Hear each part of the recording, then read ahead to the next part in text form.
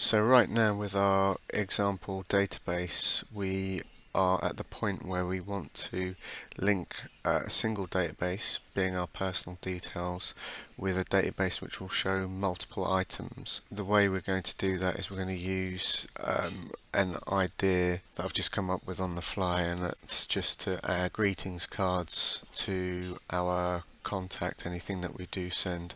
So as you can see on the personal details page here, we have our contact, and our contact links to our personal details. And what I've added at the bottom is of the personal details page is add card. What I'm actually going to do is I am going to remove these links here, and that will become evident as to why shortly. So let me go ahead and do that. So I'll edit this page and I shall remove this row here. Oops. Delete, and I'll update that and we'll view that. Obviously I've just clicked to view that, and this says it's used an invalid link, and that's because we know that this personal details page must be linked to a specific item in the database. So what we'll do is we'll go to all contacts to see this properly, get my items, and we'll get Tony, who we've been using. He's up here, and we'll open his personal details, and there, so we have this link now, and the two links that I added down the bottom have now been removed, and we'll see why we've done that in a minute. So first of all, to personal details, I'm going to add another field, so let's go ahead and do that. So personal details, we'll edit this, and I shall add a field down the bottom which is going to be a web address. I'll drag and drop that, and what we're going to do is we're going to say add a card for this contact. It's not required. Is it editable? Yes. We want to make it a button, and do we want to open the link in a new tab? I'm going to say yes for this one. And we're going to write add card, and we'll tick that, and we'll now go to that entry and we'll refresh, and we'll see there's nothing for add card at the bottom. And what we shall do is edit these personal details, and now I'm going to teach you a little bit about how links work. So if we go back to our pages, we'll see that add card, if we hover over view, down the bottom you can see page ID equals 93. You can also see a question mark before that. So what we're going to do is we're going to copy that link. And what I'm going to do is I'm going to just open a text editor. I use EditPad Lite. I find that really good. And what we're going to do is paste in that link or URL. And so we've got this identifier here. So what happens with a URL? It's split into different components. So first of all, we have the protocol, which is HTTP or HTTPS, and then we have the domain, which is here. Now if we want to go to a certain destination under that domain, we might have something like this, and that would go to our personal details page. However, we have not configured WordPress to do that. We've configured it to just do its default action, which is to use page ID. And the way it does that, it uses something called query parameters. Now, if you see a question mark in a URL, anything that comes after it is a query parameter. So the query parameter is page ID equals 93. Now I'm going to give you two versions. I'm going to let me just go back to that example, and I'm going to copy that.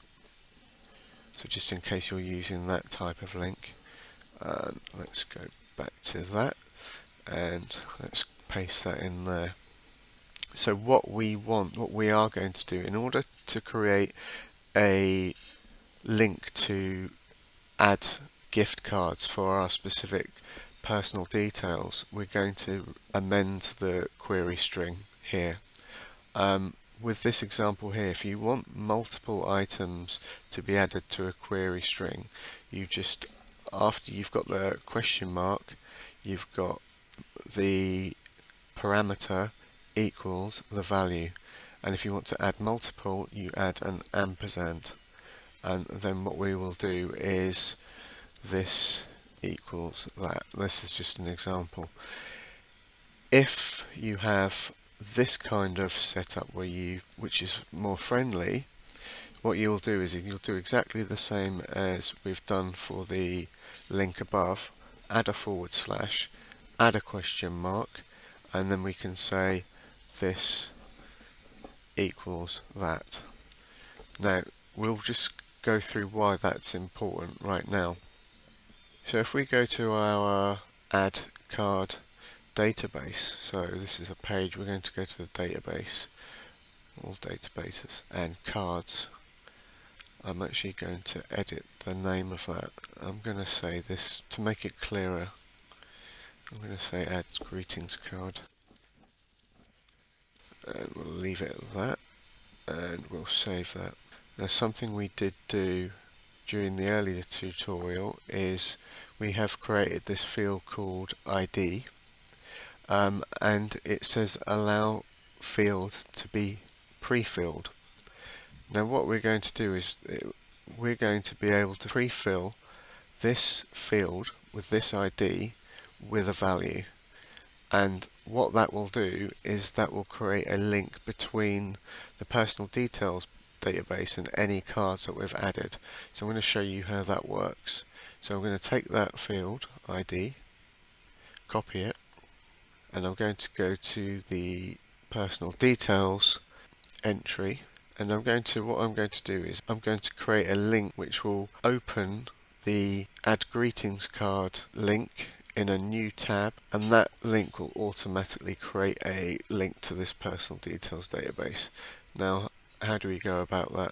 So using our examples here, so I'm going to take away this equals that. So remember, we've got on this top example we've got question mark, and then we've got a query string here. We've added the ampersand. Now what we're going to do is we're going to pre-fill, let me just go over here, we're going to pre-fill this ID over here. And let's do, what we do is we click an ampersand and we put our field ID in there, which I just copied earlier, and that has to be part of the link, and we need to say what value that equals. Now what we're going to do is we're going to create an arbitrary code which will link the database of personal details to our cards. Now I've got this up here, Norton password generator, and I'm finding that quite useful for adding arbitrary IDs. So what you can do, if I just reconfigure this as to how this comes in, I think it comes in pretty much with everything ticked here, and it's to help you generate a password for anything personal you need to log in. So what I have done, I've simplified it. I don't want it this complicated, so I'm just saying letters. I'm not going to say mixed case, no punctuation, no numbers, and I don't want it as long as 20 characters. So I'm going to bring it down quite a bit. I think that's about enough characters. I'm then going to copy this, and in our example here I'm going to paste that in here. So it's going to say that this field ID will equal this amount. And how does that work down in this one? It's simply a similar thing. So I'm just going to copy after the ampersand to the end, copy. Remember, we've just added the question mark there, and we can add that like that, and this link is now direct to adding a greetings card to our personal details. And so I paste this in here, and we'll save this, and we now see that we have an add card button, which I said will open in a new page. And the benefit we get, so we see this ID here down the bottom, Yeah, DRABUPR. And if we open card now, add card, we'll see that ID is pre-filled here. This is not a safe, guaranteed method of making sure this ID gets into the database. I'll tell you why. If nobody touches this ID in the link up here, it's all fine. However, if someone does that, it will change it. So I'm going to undo what I've just did there. So we're going to assume that a person will not mess with this, and anyway we're going to add a greetings card. So we know it's Tony Parks because Tony's name and details are here, and we can go back and we can show Tony's details all together here. So linking here, and we're adding a card, so it's just going to be a birthday card, and it's going to be a friend of ours called John Smith. And we're going to put in, it's a birthday card, are we giving him a gift? I'm going to put yes, we're going to give him something. I'm going to say Amazon voucher for £15.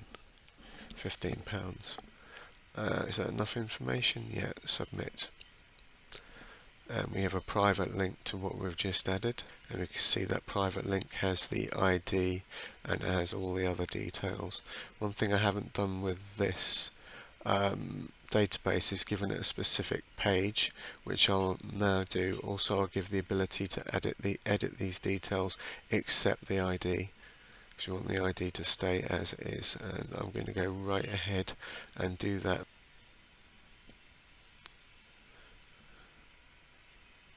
It actually looks like I've already created a page down here, so I'm going to edit that. We're going to take the shortcode for the cards database, and we're going to add it to this with the extra parameters that we've seen in previous tutorials. So let me get that. Okay, we can go from here.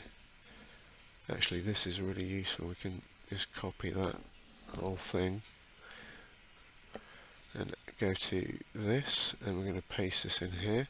The one thing that's wrong here is the database ID, and what we can do is we can just go to our list of databases,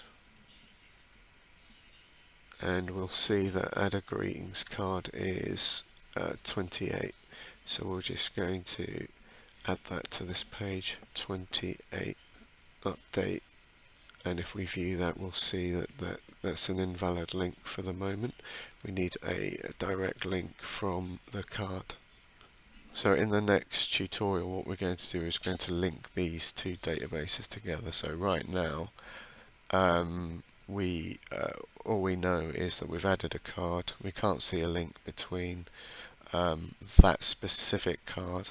What we can see is we can add cards, but we can't see a specific link to show the cards that we have added, and we'll do that in the next tutorial.